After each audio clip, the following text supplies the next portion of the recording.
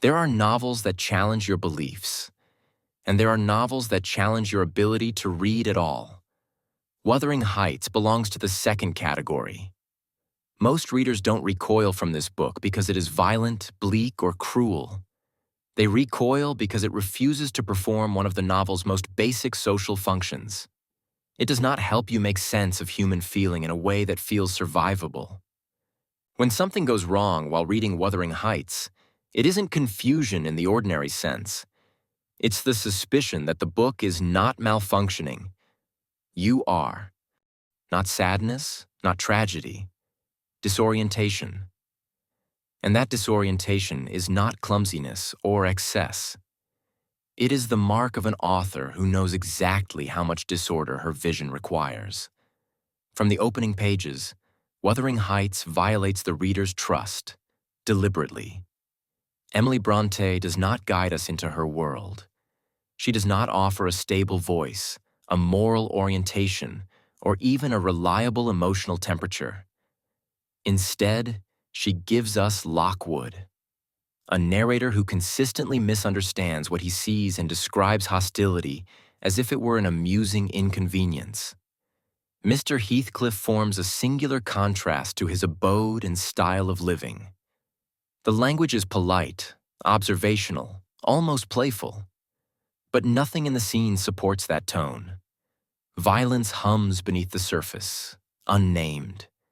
Brontë creates a gap between what is happening and how it is described, and then refuses to close it for us. From the very beginning, the novel teaches the reader something unsettling. You will not be told how to feel. And then Brontë removes even the illusion of narrative stability. The story passes to Nellie Dean, a figure who appears sensible, moral, grounded. She offers explanations. She offers judgment. She offers what feels like common sense. But the longer you listen, the clearer it becomes that Nellie is not a corrective. She withholds. She interferes. She moralizes selectively, and then justifies herself.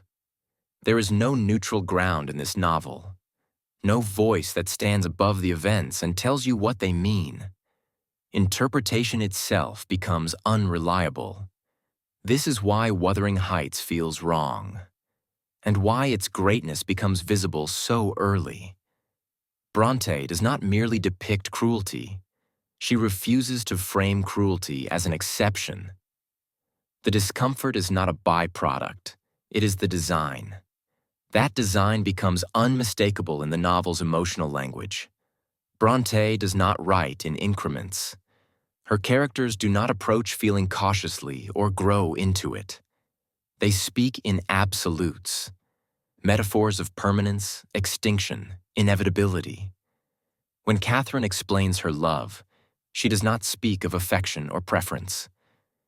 My love for Linton is like the foliage in the woods. Time will change it. My love for Heathcliff resembles the eternal rocks beneath. This is not romance. It is ontology. Love is not chosen.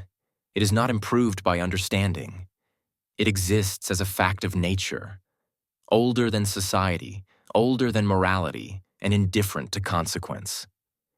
Hatred is rendered with the same severity. I have no pity. I have no pity. The more the worms writhe, the more I yearn to crush out their entrails. There is no narrative voice that steps in to contextualize or condemn this speech.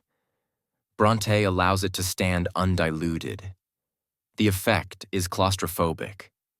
Emotion has no outlet, no corrective, and no promise of redemption. What makes this extraordinary is not the extremity itself. Many novels trade in excess. What makes it extraordinary is Bronté's refusal to convert intensity into meaning. She does not soften it into wisdom or resolve it into moral insight. She allows it to remain exactly what it is and structures the entire novel around that refusal. That restraint, sustained without apology, is genius. This is where many readers begin to retreat. Most novels exist to reconcile intensity with social life. They teach us how passion can be disciplined, integrated, or transformed. Even tragedy usually offers meaning in exchange for suffering. Wuthering Heights offers something far more unsettling.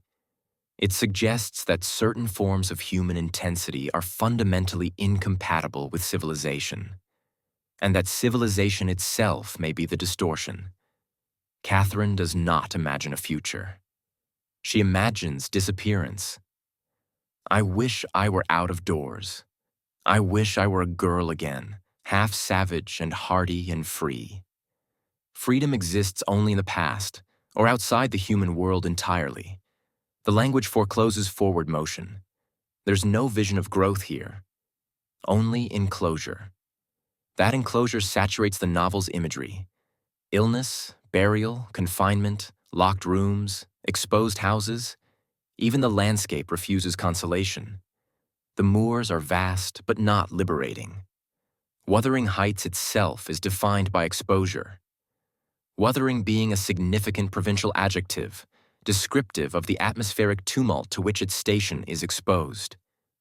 There is no protected interior, no refuge from emotional or physical weather. Nature does not heal, it persists. At moments of extreme feeling, even language begins to fail.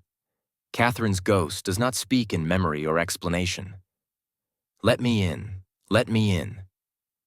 The repetition is childish, desperate, terrifying. Syntax collapses into demand. Heathcliff's grief fares no better. I cannot live without my life. I cannot live without my soul.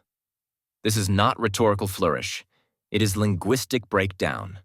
Identity fractures under the weight of feeling. Brontë pushes language to its limit, and then allows it to crack. And still, she refuses to intervene.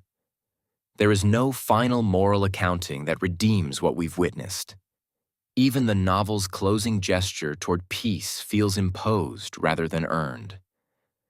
I lingered round them and wondered how anyone could ever imagine unquiet slumbers for the sleepers in that quiet earth. The sentence sounds gentle, but the novel has trained us not to trust gentleness. The calm feels cosmetic, a surface laid over something unresolved. This is why Wuthering Heights produces such a peculiar first response.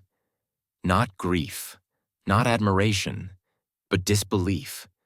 The sense that the novel has violated an unspoken agreement, that it has refused to comfort, instruct, or morally stabilize the reader.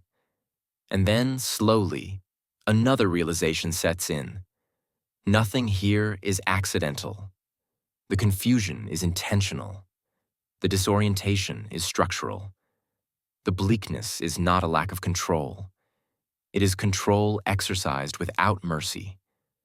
Wuthering Heights endures not because it consoles, but because it does not lie. Emily Brontë wrote with terrifying clarity about what human passion can look like when it is not shaped for social survival. That clarity, sustained without compromise, is her genius. She did not write a book that makes us better. She wrote one that refuses to pretend we are. That is why the novel still unsettles. And that is why it remains one of the most uncompromising achievements in English literature. That is the shock of Wuthering Heights.